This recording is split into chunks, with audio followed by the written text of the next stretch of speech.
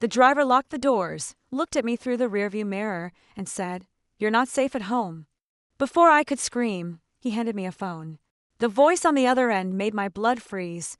It was my mother begging for my life. That's when I realized everything I knew about her was a lie, and the people hunting us were already at my apartment waiting. My name is Lindsay Martinez, and I'll never forget the night my entire world shattered into 1,000 pieces, revealing truths I never wanted to know. It was a Thursday evening in downtown Portland, and I'd just finished a brutal study session at the university library.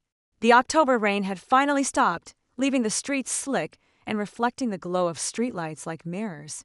It was nearly midnight when I pulled out my phone and ordered a Lyft, desperate to get back to my apartment in the Pearl District. My psychology midterm had drained every ounce of energy from me, and all I wanted was to collapse into bed. When the silver sedan pulled up, I didn't think twice. I slid into the back seat, grateful to be out of the cold night air. The driver was a man in his mid-40s, wearing a dark jacket and a Portland Trail Blazers cap pulled low over his face. He seemed normal enough, quiet, focused on the road ahead. Nothing about him raised any red flags. I texted my mom like I always did, on my way home. "Be there in 15. Her response came instantly, "Okay, mija. Text me when you're inside." That small ritual always made me smile. My mom, Norma, worried about everything. She called me 3 times a day just to check in, always reminding me to lock my doors, to watch my surroundings, to be careful. I used to roll my eyes at her constant concern. I never imagined that within minutes, I'd understand why her worry ran so deep, why fear had been her constant companion for years. The hum of the engine filled the silence as we drove through the empty streets of downtown Portland. At first, I didn't notice anything wrong. I leaned my head against the window, watching the familiar buildings slide past, the coffee shop where I studied on weekends, the bookstore I loved to browse, the park where I'd eaten lunch just that afternoon. Everything looked peaceful, normal, safe. But then we passed the turn onto Burnside Street. That was my route home. I always went that way. My stomach tightened slightly, but I told myself he probably knew a faster way. Maybe there was construction I didn't know about. Maybe he was avoiding late-night traffic. I opened my phone to check the GPS, trying to calm the flutter of anxiety building in my chest. That's when I heard it, the sound that would haunt me for weeks afterward. Click, click, click, click. The child lock's engaging. Sharp, unmistakable, final. My hand instinctively reached for the door handle, pulling it toward me. It didn't budge. The handle moved, but the door stayed firmly shut. Panic began to creep up my spine like ice water. And then his voice cut through the silence, low and deliberate. "You're not safe at home." For a moment, my brain couldn't process the words. They were so strange, so out of place, that I just sat there frozen, staring at the back of his head. My chest tightened, and suddenly I couldn't breathe properly. Every instinct screamed at me that something was terribly, horribly wrong. "What did you say?" I managed to choke out, my voice barely above a whisper. He didn't answer immediately. Instead, he reached into the center console, pulled out a cell phone I'd never seen before, and extended it back toward me without taking his eyes off the road. His hand hung there in the space between the front and back seats, waiting. "Listen," he said, his tone urgent but not threatening. It was the voice of someone delivering news they wish they didn't have to share. My hand trembled violently as I took the phone from him. Every horror story I'd ever heard about rideshare drivers flashed through my mind. I thought about screaming, about throwing myself against the door, about smashing the window. But something in his voice, something in the way he'd said those words, made me press the phone to my ear instead. What I heard next stopped my heart. Please leave my daughter out of this. She doesn't know anything. She's innocent." It was my mother's voice, but I'd never heard her sound like that, desperate, terrified, broken. My mom was the strongest person I knew. She worked double shifts at Oregon Health and Science University Hospital, came home exhausted but always with a smile, always with energy for me. I'd never heard fear in her voice like this. "Mom!" I gasped into the phone, my voice cracking. "Mom, what's happening? Where are you?" But she wasn't talking to me. She was pleading with someone else, someone I couldn't hear clearly. I caught fragments. I'll do anything. Please don't hurt her. I'll give you whatever you want, but none of it made sense. My mind raced, trying to piece together what was happening, but every thought led to more confusion, more terror. Why is my mother on this phone? I demanded, my eyes locking onto the driver's reflection in the rearview mirror. What have you done to her? His eyes met mine, steady and unflinching. You needed to know the truth, he said calmly. Going home tonight would have put you in danger. I couldn't let that happen. What truth? I shouted, my fear transforming into anger. Who are you? What's happening to my mom? There was a pause, heavy and suffocating. The city lights continued to blur past the windows as we drove farther from everything familiar, deeper into industrial areas I didn't recognize. Your family isn't who you think they are, he finally said. And tonight, the past caught up. I shook my head violently, tears beginning to stream down my face. That's insane. My mom is a nurse. She saves people's lives. She's the most honest person I know. You're lying. You're the danger here. If I wanted to hurt you, he said quietly, I already would have. I'm not your enemy, Lindsay. I'm the one keeping you alive right now. The certainty in his voice shook me more than anything else. This wasn't the voice of a madman or a kidnapper. This was someone who believed every word he was saying, someone who thought he was doing the right thing. My mother's voice came through the phone again, clearer this time, speaking directly to me. Lindsay, listen to him. Please, baby, don't fight. Just do what he says. Hearing her tell me to trust this stranger, this man who had locked me in his car and was driving me to God knows where, felt like betrayal. But the fear in her voice was real.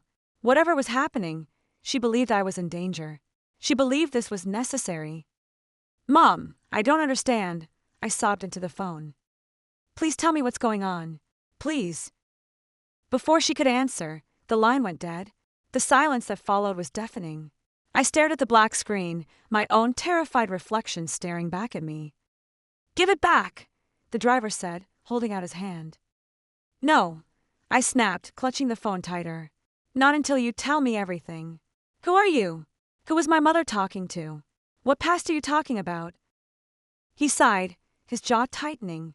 For a long moment, he didn't speak, and the tension in the car became unbearable. Finally, he said, My name is Daniel. Years ago, your mother stood against someone powerful. She thought it was over. She thought you were safe. But that man is free now, and tonight he made his move. That's why you can't go home. That's why you're in this car. The words hit me like a physical blow. My mother had stood against someone. What did that even mean? She worked in a hospital. She took care of patients. She came home and made dinner and helped me with homework. When had she ever been involved in anything dangerous? But even as I tried to deny it, something deep inside me recognized the truth in his words. All those times my mom had been overly protective, all those moments when she'd seemed to be looking over her shoulder, all those nights I'd caught her staring out the window with a worried expression she'd quickly hide when she saw me watching. Maybe it hadn't been ordinary parental concern. Maybe it had been something much darker. The car turned sharply onto a narrow street lined with warehouses. My heart hammered against my ribs as I realized how isolated we were. No pedestrians, no other cars, no witnesses. So what now? I asked, trying to keep my voice steady. Do I just sit here and trust a stranger while my mom is somewhere with people who want to hurt her? Daniel's eyes narrowed. You don't have to trust me. You just have to trust that I know more than you do. If you want to save her, if you want to survive this night, you need to stay calm and do exactly as I say. Save her! The words echoed in my mind. This wasn't just about me anymore. My mother was in active danger right now because of something she'd done years ago. Something she'd never told me about. I took a shaky breath, forcing myself to think clearly despite the panic clawing at my insides. Fine, I'll listen. But if you're lying, if you're the reason my mom is in danger, I swear I'll. That's the spirit you're going to need, Daniel interrupted, a hint of approval in his voice. Hold on to that fire. The car sped forward, and I pressed myself against the seat, my mind racing. Who was this man my mother had stood against? What had she done? And why had she kept it secret for so long? Suddenly, Bright headlights flooded the car from behind. I twisted around to look out the back window, my pulse spiking. "Daniel, that car is following us." "I know," he muttered, his knuckles white on the steering wheel. "Hold on." He slammed the accelerator, and the car lurched forward with a force that pressed me back against the seat. The tires screamed as we flew down the narrow street, taking corners at speeds that made my stomach drop. I gripped the seatbelt with both hands, my heart pounding so hard I thought it might burst. The car behind us matched every turn, every swerve, staying close no matter how fast we went. "Who are they?" I shouted over the roar of the engine. "The man your mother stood against," Daniel answered, his voice tight with concentration. "He has people working for him. Dangerous people. If they get to you, it's over." The road narrowed as we cut through an industrial area near the Willamette River. The smell of oil and rust seeped into the car. Every instinct screamed at me to escape, but there was nowhere to go. All I could do was hold on and pray Daniel knew what he was doing. "The man your mother stood against," Daniel answered, his voice tight with concentration. "He has people working for him. Dangerous people. If they get to you, it's over." The road narrowed as we cut through an industrial area near the Willamette River. The smell of oil and rust seeped into the car. Every instinct screamed at me to escape, but there was nowhere to go. All I could do was hold on and pray Daniel knew what he was doing. The car behind us closed the distance, its headlights blinding in the mirrors. Then, without warning, it rammed into us from behind. The impact threw me forward against the seatbelt, knocking the air from my lungs. I screamed, clutching at anything I could reach. "They're going to kill us!" I cried. "Not if I can help it," Daniel growled. He yanked the wheel hard to the right, sending us down another street. The tires shrieked in protest, but the other car was relentless, its engine roaring as it followed. The phone in my hand buzzed. My mother's voice came through again, weak but urgent. "Lindsay, listen to me. Years ago, I testified against a man named Castellano. He ran operations in Portland, drugs, violence, corruption. He swore he would take everything from me, but I thought prison would keep us safe. I thought it was over. But he's free now, and he's looking for me. And for you." The words crashed over me like a wave. Everything Daniel had said was true. My mother had been living with this secret, this shadow hanging over her, all to protect me. She built our entire life around keeping me safe from a monster I didn't even know existed. The car slammed into us again, harder this time. The impact sent us skidding, and Daniel fought to regain control. My head hit the window, stars exploding across my vision. "We can't outrun them forever," Daniel said through gritted teeth. "We need to end this now." He suddenly cut the wheel and pulled us into a deserted parking lot surrounded by abandoned buildings. The car chasing us swerved in behind us, headlights bearing down like the eyes of a predator. Daniel stopped the car, reached into the glove compartment, and pulled out a gun. The metallic click as he checked it made my blood run cold. He tossed me a small canister. "Pepper spray. If they get close, use it. Aim for the eyes. Don't hesitate." I stared at the canister in my shaking hands. I'd never held a weapon in my life. I'd never imagined I'd need to. But in that moment, I realized I didn't have a choice. This was survival. The other car screeched to a halt across from us, and two men jumped out. They were large, intimidating, their faces hard and shadowed in the dim light. One of them shouted, "Bring her out, Daniel! Castellano wants the girl alive." My blood turned to ice. They wanted me. This was real. This was happening. Daniel stepped out of the car, gun raised, his voice steady and commanding. "If Castellano wants her, he'll have to come himself." The men started toward us, and pure instinct took over. I rolled down the window, just enough, aimed the pepper spray at the nearest man, and pressed down hard. He screamed, clutching his face as he stumbled backward, cursing. The sound of his pain was horrible, but I felt no guilt, only the desperate need to survive. Daniel fired a warning shot into the air. The crack of the gunshot echoed through the empty lot, sharp and final. Everything froze. The men hesitated. Daniel stood firm, and I sat in the back seat, trembling but no longer helpless. For a moment, the world held its breath. Then, as if calculating that the fight wasn't worth it, The men retreated to their car, dragging their injured companion with them. Tires screeched as they sped off into the night, leaving us alone in the silence. I collapsed back against the seat, my entire body shaking. My hands trembled so violently I could barely hold onto the pepper spray. Tears streamed down my face, and I couldn't tell if they were from fear, relief, or shock. Daniel slid back into the car, his face tight but calm. "You did good, Lindsay. You stayed strong when it mattered." "They were going to take me," I whispered, my voice breaking. He nodded. "And they'll try again. But tonight, you proved you're not as powerless as you think." As the car pulled away from the lot, I clutched my phone against my chest. My mother's voice had fallen silent, but I knew this wasn't over. Not by a long shot. We drove for another 20 minutes through parts of Portland I'd never seen, eventually pulling into a gated building in a quiet neighborhood. My legs felt like jelly as Daniel led me inside, up a flight of stairs, and into a small, dimly lit apartment. And there she was. "Mom!" The word tore from my throat as I ran forward. Norma stood from the couch, her eyes red and swollen from crying, and caught me in her arms. The embrace was fierce, desperate, filled with all the things words couldn't express. I sobbed into her shoulder, breathing in the familiar scent of her perfume, feeling the trembling in her body that matched my own.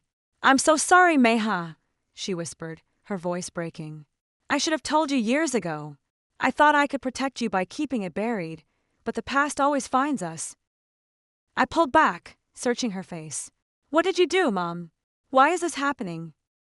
Her hands cupped my cheeks, her eyes filled with pain and regret. "When you were little, I was working in the ER at OHSU. One night, they brought in a man who'd been shot. Before he died, he told me things that connected Castellano to murders, to trafficking, to crimes I couldn't ignore. I testified against him. I thought prison would end it. I thought we'd be safe. But I was wrong." Her words settled over me like a heavy blanket. I had always seen my mother as strong, but in a simple, everyday way. The strength of working long shifts, of paying bills, of keeping us together. Now I realized her strength ran so much deeper. She had faced down a monster to do what was right, and in doing so, had put both of us in a shadow. I wanted to be angry that she'd hidden this from me, but when I looked into her tear-streaked face, all I felt was love. She had carried this burden alone to give me a normal life, to let me grow up without fear. How could I hate her for that? I wrapped my arms around her again, holding her tight.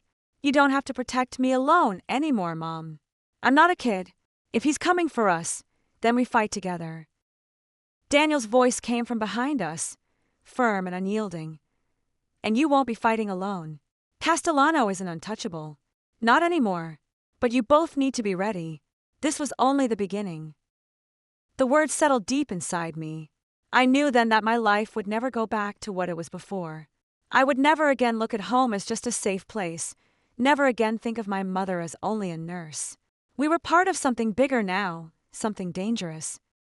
And yet, in a strange way, I felt stronger for knowing the truth. That night taught me that safety doesn't always come from locked doors or familiar walls. Sometimes safety comes from the people willing to stand beside you, no matter how dark the fight becomes. My mother had spent years keeping me in the light, and now it was my turn to stand with her in the shadows. As I sat there holding her hand, I knew one thing with absolute certainty: we weren't running anymore. We were surviving, and soon we would be fighting back. If this story resonated with you, like, subscribe, and share. Drop a comment if you've ever had someone unexpected come through for you when you needed it most. Here's another video to watch.